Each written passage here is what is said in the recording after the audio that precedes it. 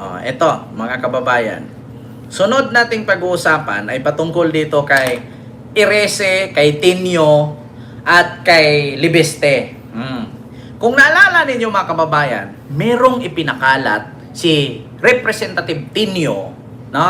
Si Tinio, Congressman Tinio sa ACT Teacher Party List na meron daw siyang hawak na konversasyon ni PBBM at ni Undersecretary Adrian Bersamin.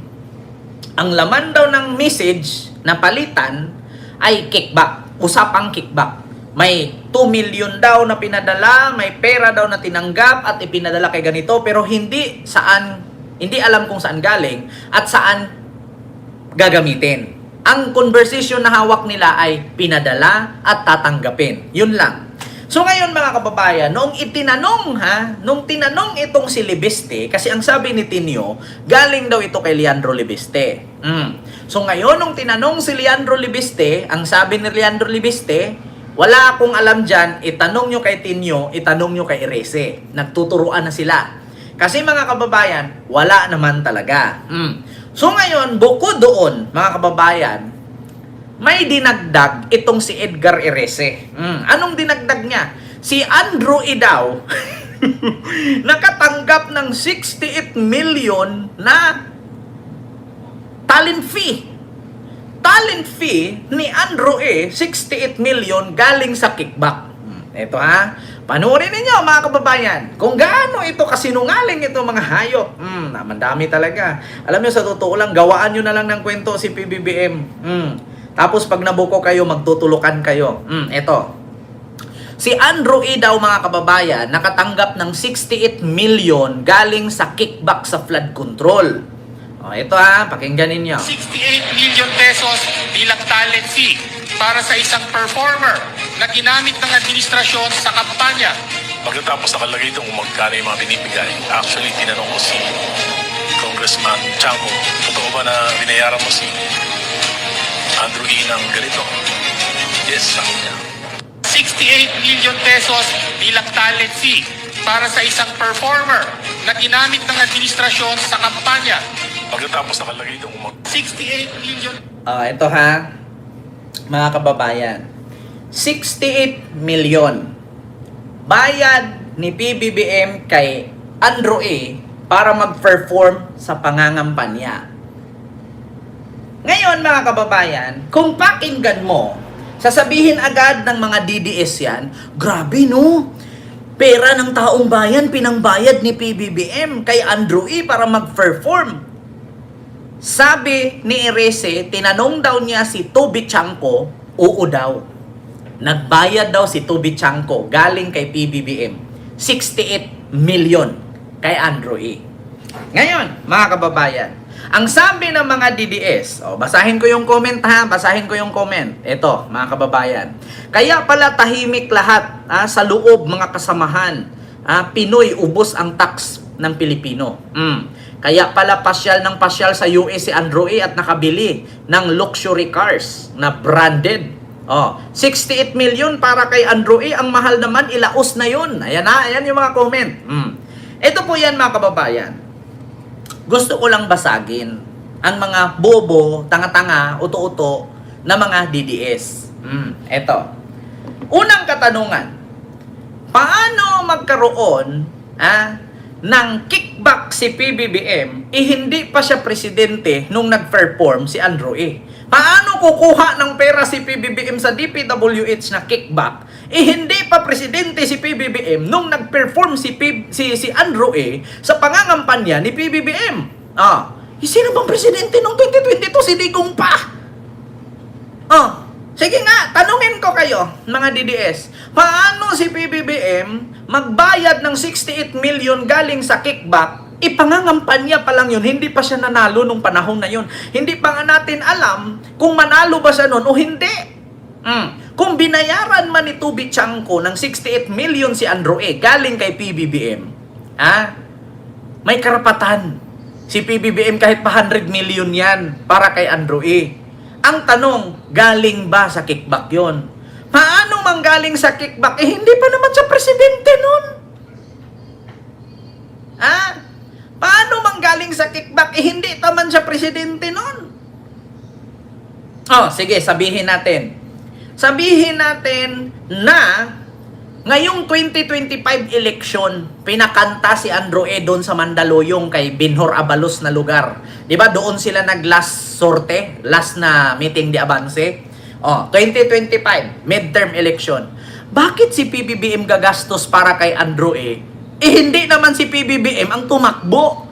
Kung meron mang gagastos at magbayad, yung mga senador ni PBBM. Bakit si PBBM magbigay kay Andrew E? Sige nga, tanungin ko kayo. Bakit si PBBM magbayad kay Andrew E ng 68 million noong 2025 election, hindi naman siya kandidato? Ang kandidato doon si Nancy Binay, sino pa? Si Lacson, si Soto, sino-sino yung mga manok ni PBBM doon? Si Camille Villar. Oh, bakit si PBBM magbayad ng 68 million noong midterm election? Hindi naman si Marcos kandidato noon kay presidente na siya. Oh, at bakit kukuha si PBBM ng 68 million mula sa kickback, aber? Oh, tapos sasabihin ni PBBM doon, wala sa kanila ang nagbulsa ng sako-sakong pera mula sa krisis ng pandemya, pinagsamantalahan, hinahayaang magkasakit at mamatay ang ating mga kababayan. Baka nakalimutan ninyo. Baka nakalimutan ninyo yung sinabi ni PBBM na wala sa kanilang nagbulsa sa sako-sakong pera.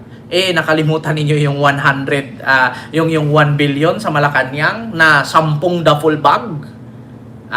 Baka nakalimutan ninyo. Huwag niyong ilihis. Huwag niyong ilihis. Yung 100 million per duffel bag na 10 duffel bag, i-explain ninyo kung saan galing ang 1 billion na nakalagay sa 10 duffel bag na naiwan sa kwarto ng Malacanang. Paano ninyo i-explain yan? Huwag niyong ibaliktad ang issue na 68 million galing sa kickback. Hindi naman kandidato si PBBM. Kung meron mang magbayad kay Andrew E. doon, yung mga kandidato pagkasenador noong 2025. Kasi noong 2022, kung si PBBM nagbayad kay Andrew E., karapatan ni PBBM magbayad ng 68 million kay Andrew E. Pero ang tanong, saan galing yun? Wala pang kickback nun. Hindi pa presidente si Marcos noong 2022. Pangangampanya pa lang yun, yung bagong Pilipinas, bagong mukha. May prinsipyo, may isang salita. Kita nyo yun? Kung magbayad man si PBBM ng 68 million, walang problema. Pero kung i-issue niyo galing sa kickback, putang ina, paano magka-kickback, hindi pa siya presidente nun? Si Andrew E., artista yan, dapat lang tumanggap ng talent fee. At sa mga nagtatanong kung bakit si Andrew E. nakabili ng armored truck or cyber truck ni Elon Musk na Tesla brand, hindi nyo ba alam kung anong trabaho ni Andrew E. sa Amerika right now? Pulis si Andrew E. Party siya ng traffic force sa Amerika. Karapatan ni Andrew E. bumili doon. Hindi naman, kahit sabihin natin na sabi ni Andrew E. cash yun, pwede naman niya kunin hulug-hulugan yun doon kasi ikakaltas naman yun sa taxi at sa sahod niya. May trabaho si Andrew E. sa Amerika ngayon. Party siya ng traffic force sa Amerika. Kung bibili man si Andrew E. ng Cybertruck na 14 or 15 million ang halaga, okay lang yung kay may sahod naman siya. Huwag niyong idahilan na bit-bit ni Andrew E. 68 million, pinambili niyang Cybertruck sa Amerika. Do you think makakabit-bit si Andrew E. ng galong kalaking pera? Galing sa Pilipinas? Hindi po. Maku-question si Andrew E. Magdala ka nga lang ng 1 milyon sa eroplano, hulihin ka na eh. 'Di ba? Yan ang mahirap sa inyo. Pati daw sa usapan ni Birsamin at ni PBBM, according kay Erese, nasabi ni Tinio galing kay Leandro Lebeste, si Andrew E. tumanggap ng 68 million talent fee. 68 million talent fee. Ang tanong, kailan ba yun? 2022 kasagsagan ng eleksyon, hindi pa presidente si Marcos. Kung nagbayad man si Marcos ng 68 million kay Andrew E., wala na kayong paki doon. Bakit? Hindi yun galing sa kickback, eh hindi pa naman siya presidente nun. Pangalawa, kung nung 2025 ang sinabi ninyo na binayaran si Andrew E. ni Toby Chanco ng 68 million, at bakit si PBBM ang magbayad? Hindi naman si PBBM kandidato. Sige nga. So, ang dapat magbayad doon ay yung mga kandidato. Nandyan si Erwin Tulfo, si Bin Tulfo, Tito Soto, Tito Sen, sino pa? GB Ejercito, Camille Villar, Nancy Binay, Nancy ba? Or Abby Binay, diba? Kung meron mang magbayad doon, yung mga kandidato. Hindi si PBBM. Bakit magbayad si PBBM ng 68 million kay Andrew E. nang hindi naman siya kandidato noong 2025? Diba? Ma'am Avan Hofstade, mega love shoutout po. Yan ang mahirap sa inyo mga DDS. Makarinig lang kayo ng chismis. Grabe si Andrew E. Grabe si ganun, grabe si ganyan. Ito yun mga kababayan. Basahin ko lang yung comment. 68 million pesos bilang talent fee para sa isang performer na ginamit ng administrasyon sa kampanya. Pagkatapos nakalagay doon kung magkano yung mga binibigay, actually tinanong ko si Congressman Chanco, totoo ba na binayaran mo si Andrew E. ng ganito? Yes, sabi niya. 68 million pesos bilang talent fee. Sabihin natin binayaran ni Toby Chanco ng 68 million si Andrew E. Dapat tinanong nyo si Toby Chanco kung kailan yan. Kasi kung noong 2022 election yan, hindi pa presidente si Marcos noon. So ano yun, nung nanalo si PBBM, ganun pa rin ba si Andrew E? Nagtatalon-talon pa rin ba? Sumisigaw pa rin ng bagong Pilipinas, bagong mukha, may prinsipyo, may isang salita. Kaya 68 million. Putang ina, kung ako bayaran ng 68 million, baka isang taon ako dyan magkanta-kanta sa Malacanang na hindi na ako uuwi.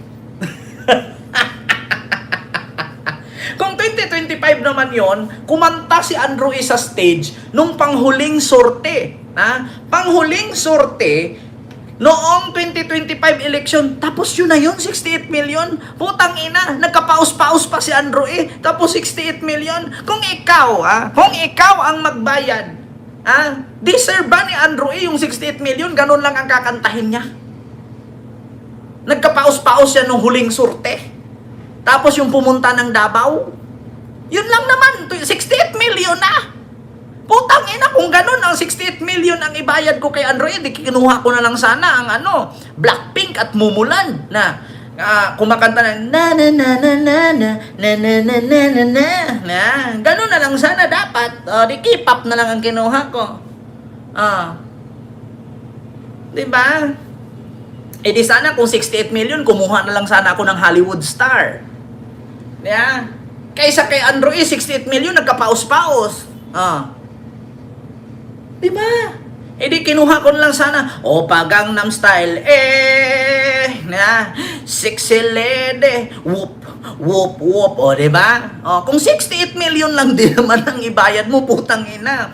Magkano lang naman ang talent fee ng Blackpink at Mumulan, at ni Psy ng Gangnam.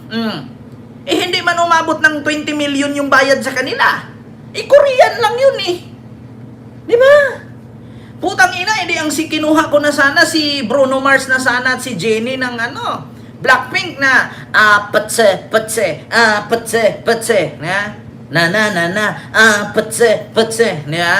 ganun na sana.